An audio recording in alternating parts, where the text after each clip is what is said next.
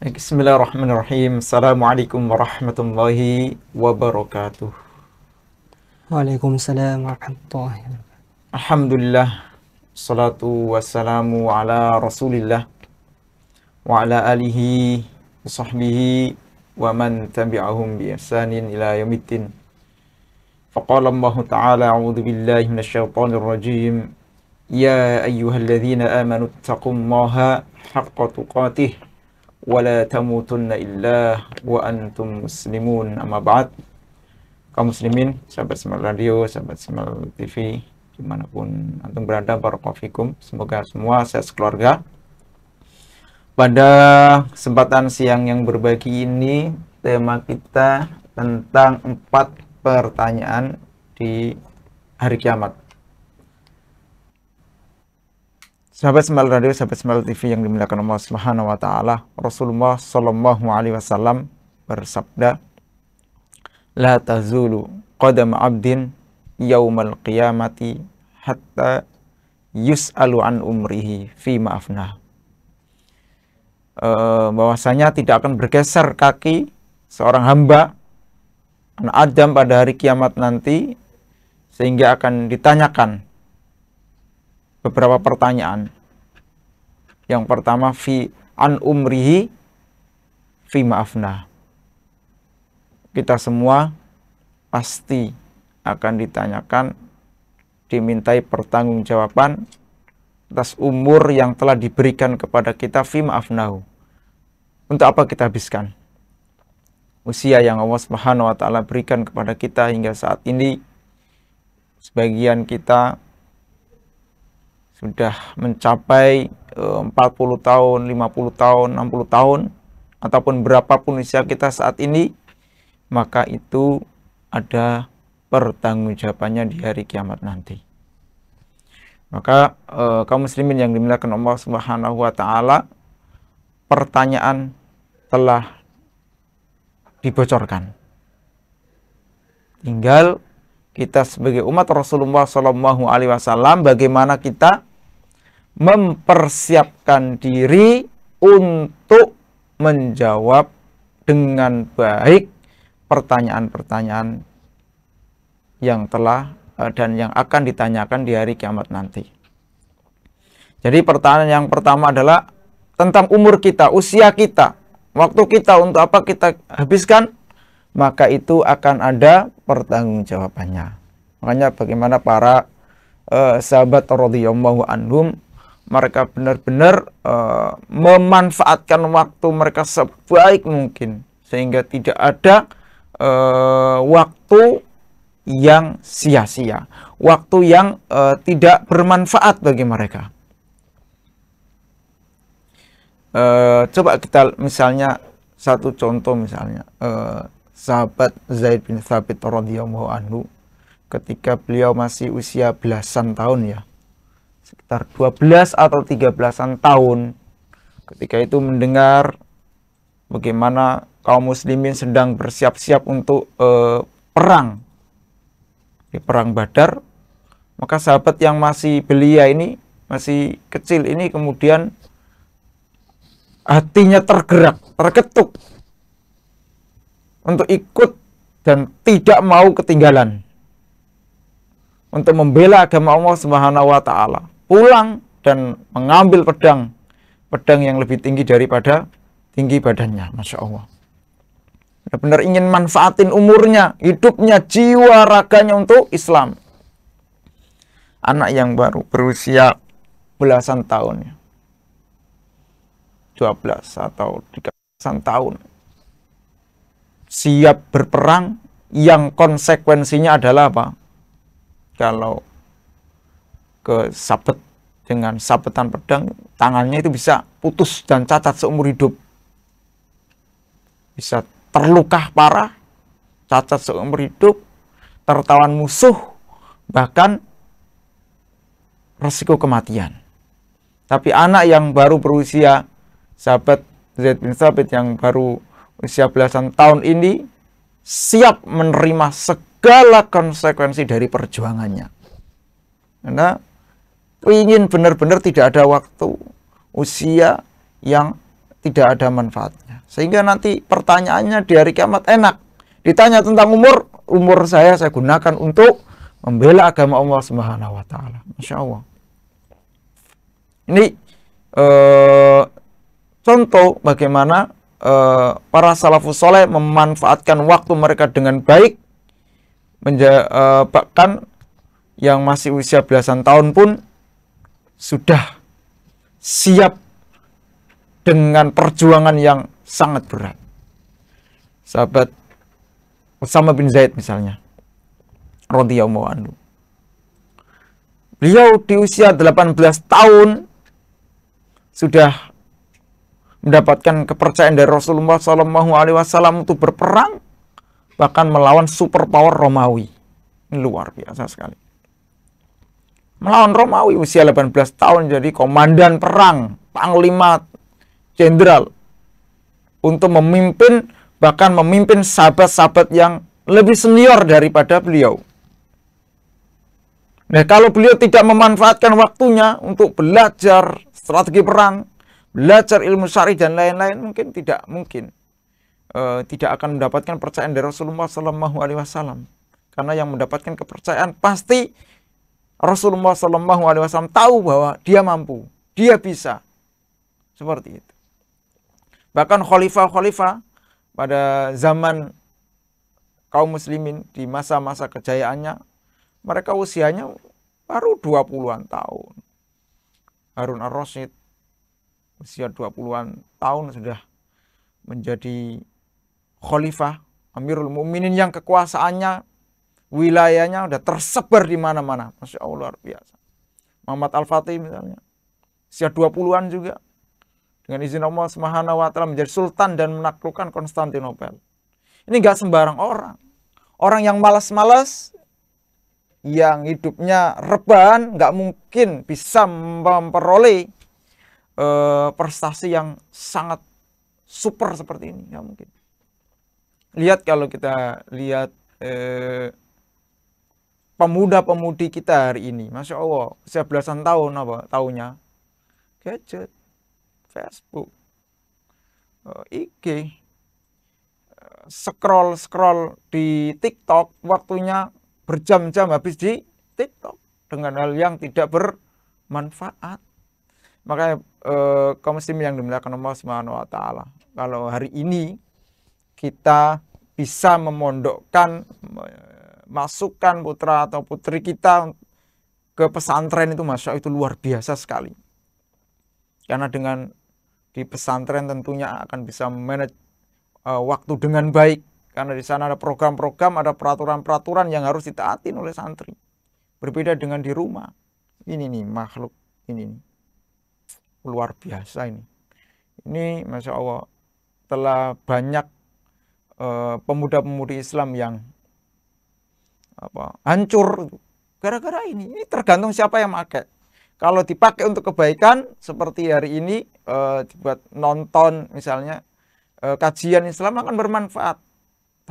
Banyak sekali yang tidak mampu memanfaatkan HP ini dengan baik. Sehingga anak-anak SD, SMP ke game, ada yang nonton video porno, ada yang tertipu ratusan juta, miliaran gara-gara ya kenalan-kenalan di Facebook, di medsos, transfer-transfer, ketemuan, akhirnya ternyata diculik, ternyata dibunuh, ternyata dimutilasi dan lain-lain. Itu banyak sekali.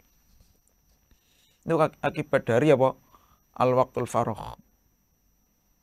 Makanya faidza faragta fansab. Kalau kamu sudah selesai mengerjakan amalan yang lain, yang satu, kemudian isi dengan amalan yang lain.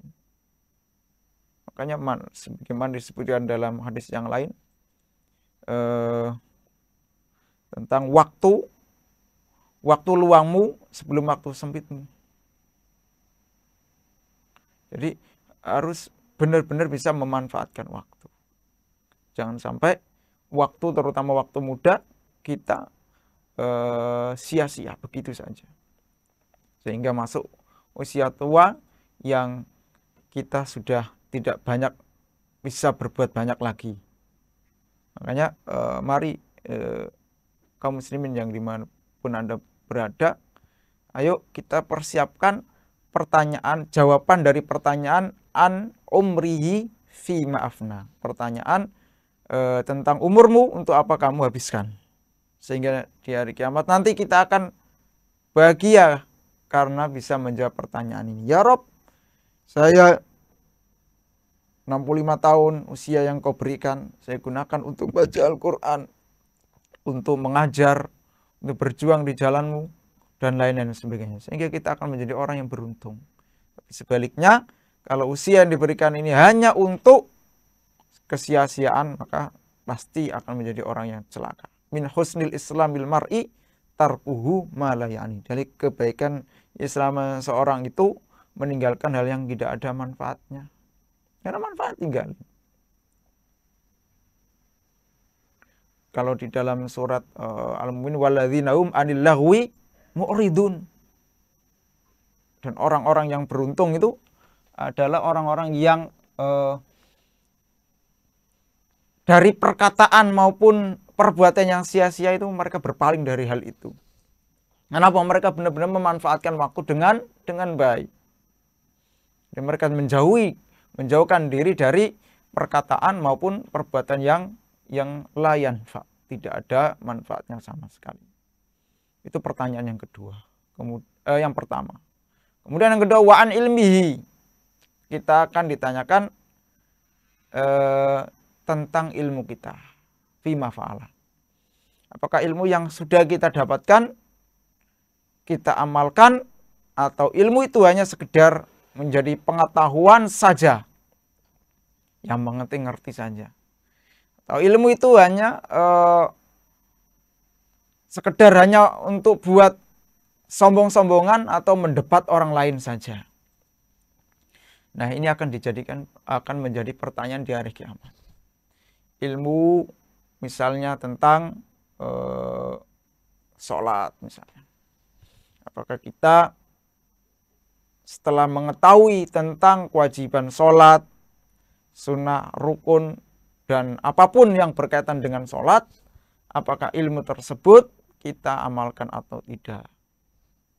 Maka kalau kita hanya sekedar tahu sholat itu wajib, tapi karena saya malas, saya lihat sikon. Kalau ingin sholat, sholat. Kalau nggak sholat. Nah, akan ada pertanyaannya. Banyak juga orang yang punya ilmu, tapi dia tidak mau mengajarkannya, tidak mau mengamalkannya, tidak mau mengajarkannya.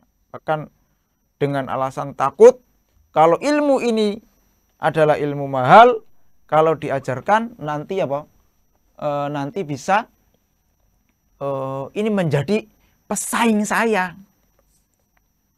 Ini ilmu nggak boleh diajarkan. Biar apa? Agar saya yang paling pinter di tempat ini. Nah, itu juga nggak boleh. Jadi ilmunya disimpan, tidak mau mengajarkannya, tidak mau mengamalkannya.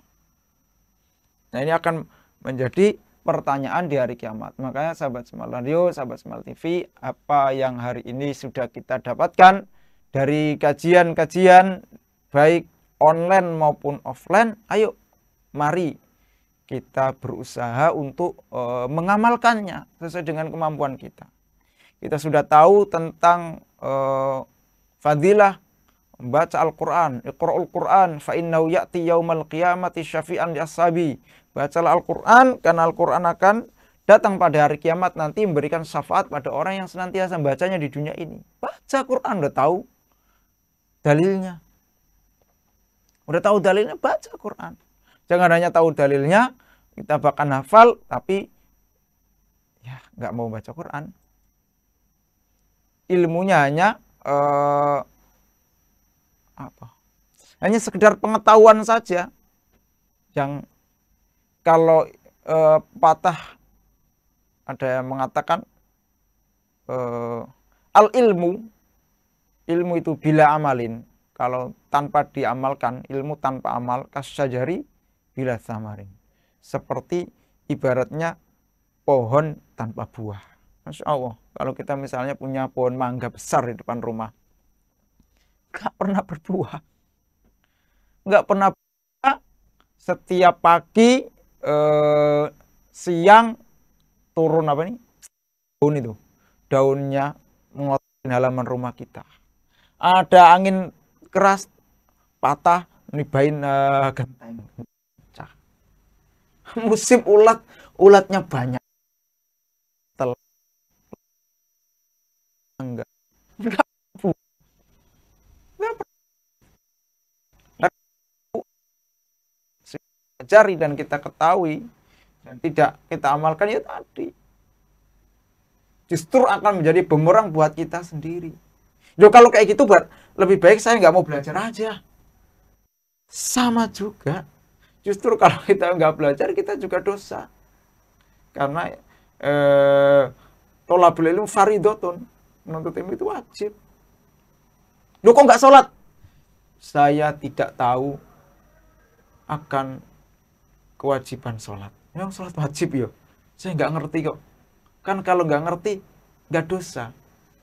Nggak tercatat sebagai dosa, kan khilaf. Nggak ada. Minta-minta ke kubur terus, nggak boleh ya? Kirain boleh. Ya nggak ada. Saya kan nggak ngerti, nggak ada. Kita akan diminta pertanggungjawaban karena kita nggak mau belajar. Nggak mau menuntut ilmu. Kemana saja gitu. Nggak mau belajar dapat pertanggungjawaban. Belajar tapi nggak diamulin diminta pertanggungjawaban juga. Terus yang benar gimana? Ya kita belajar, kita berusaha untuk mengamalkan meskipun walaupun kita belum bisa maksimal untuk mengamalkannya. Ya pelan-pelan semampu kita. Semampu kita. Tahu ilmu tentang sedekah, belajar sedekah. 1.000, 2.000, 1.000, 2.000 mampunya, udah keluarin aja, lepas. Belajar, amalin. Jangan tahu ilmu sedekah, nggak pernah ngamalkan. Nyuruh orang terus. Ayo sedekah. Dirinya nggak pernah sedekah. Mana? Ya kan? Jangan di dalam surat As-Saff, kabur maktan indallahi an taqulu ma la taf'alun. Amat besar kebencian di sisi Allah Subhanahu wa taala kamu mengatakan apa yang tidak kamu kerjakan. Nyuruh orang berbuat baik, dirinya sendiri tidak beramal. Naudzubillah itu naudzubillah. Baik, sahabat Smile Radio yang dimuliakan Allah Subhanahu wa taala, kemudian pertanyaan yang selanjutnya adalah wa an malihi. Kita akan ditanyakan tentang mal. Makna mal itu harta. Min aina iktasabau. Dari mana kita dapatin harta tersebut? Dapat duit dari mana? Apakah dari pekerjaan yang halal atau dari pekerjaan yang haram, ribawi, suap, nyolong, korupsi, begal, rampok dan lain sebagainya? Akan ada pertanggungjawaban. Dan ini kami menekankan pada kaum muslimin dimanapun antum berada, jangan pernah memberikan makan dan minum anak dan istri kita dari barang haram. Naudzubillah. Jangan sampai. La yadkhulul jannata lahmun nabata min sukhtin. Tidak akan masuk surga daging yang tumbuh dari barang haram. Jangan. Hari ini kalau kita lihat ternyata hasil dari pekerjaan kita, gaji kita ada unsur-unsur tercampur dengan hal-hal yang diharamkan oleh Allah Subhanahu wa taala, maka segera dibersihkan. Kalau tempat kita hari ini bekerja adalah tempat yang biangnya ribawi, keluar. Nggak makan nanti kita. Yang ngasih makan adalah Allah Subhanahu wa taala yang menciptakan kita. Jadi jangan takut Wa huwar razzaq wa fis sama'i rizqukum wa ma tu'adun. Dan di langit itu rezekimu udah disediakan oleh Allah Subhanahu wa taala. Jangan khawatir. Daripada kita terus-menerus bergelut dengan riba dan kemudian akhirnya kita nanti akan menjadi orang yang sangat-sangat menyesal. Yamhaqum wa riba wa yurbis shadaqat. Allah pasti akan menghancurkan itu. Hancurin riba. Dan akan memberikan apa? Keberkahan pada sedekah. Hancur. Sudah banyak sekali kisah-kisah mereka yang penghasilannya, pekerjaannya ribawi, karena akhirnya rumah tangganya hancur, cekcok setiap hari itu dengan suami istri, dengan anak suka marah-marah. Duitnya banyak, masalahnya banyak. Baru dapat duit, mobil keserempet. Baru dapat duit, anak sakit-sakitan, operasi, ganti ini, ganti itu. Ada debt collector, ada tagihan, ada aja biasanya. Dan itu banyak ya yang mengalami. Anak susah diatur. Banyak masalahnya, makanya segera kita dan meninggalkan dari apa yang Allah Subhanahu wa taala haramkan. Kita akan ditanya nanti kaum muslimin. Min aina iktasabu? Dari mana kamu dapatkan harta tersebut? Wa aina anfaqahu? Dan kemana harta yang sudah kita dapatkan ini kita belanjakan? Kalau dapatnya dari yang halal, nyalurnya itu kemana gitu. Ternyata ada yang mendapatkan dari yang halal tapi nyalurkannya ke diskotik. Nyalurkannya karena galau, stres, nyalurnya ke narkoba, minum-minuman keras. Naudzubillah. Udah bener. Dari jualan ketoprak misalnya. Halal. Tapi ternyata penyaluran hasil dari uang tersebut untuk kemaksiatan. Wow, luar biasa. Akan ada pertanyaannya. Akan ada pertanggungjawabannya. Sahabat semangat tadi. Nggak gampang. Nggak enak. Terus yang benar gimana? Ya, kita mencari nafkah dari yang halal-halal. Kemudian kita salurkan untuk kebaikan. Menafkahi anak dan istri. Untuk keperluan sekolah anak-anak kita. Pesantren anak-anak kita. Pendidikan anak-anak kita. Untuk kebaikan, infak, bangun masjid, sedekah, dan lain sebagainya. Insya Allah kita akan bahagia di dunia. Dan kebahagiaan di dunia ini akan berlanjut dengan kebahagiaan yang sempurna di surga nanti insya Allah. Jadi ayo sahabat Smile Radio, sahabat Smile TV, mari kita semua yuk kita perbaiki, kita benahin. Ke depan harus lebih baik. Alhamdulillah hari ini masih diberikan kesempatan untuk belajar, kesempatan untuk membenahi diri kita, memperbaiki diri dari hal-hal yang masih kurang, masih khilaf, masih dosa dan lain sebagainya. Maka ya ayyuhalladzina amanu tubu ilallahi taubatan nasuha. Ayo kita bertobat, banyak istighfar, perbaiki diri. Kemudian pertanyaan yang terakhir. Wan jismi fima blahu. Kita akan ditanyakan tentang badan kita, jasad kita yang hari ini kuat, yang darah mengalir dengan kerasnya, semangat yang membara ini. Kemudian sampai nanti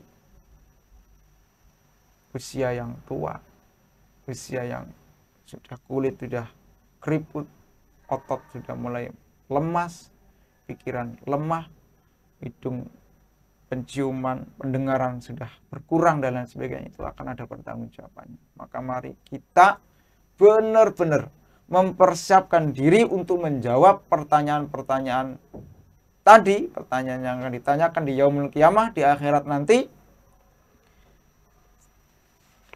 sehingga kita akan sukses, kita akan selamat, bisa mempertanggungjawabkan atas semua karunia yang Allah Subhanahu wa taala berikan, amanahkan di muka bumi ini, dan semuanya bisa kita jawab dengan baik, dan timbangan kebaikan kita lebih berat daripada kesalahan-kesalahan kita. Kita berharap mendapatkan syafaat dari Nabi Muhammad sallallahu alaihi wasallam. Kemudian berikan kemudahan untuk melewati jembatan Sirat dan masuk ke dalam surganya Allah Subhanahu wa taala.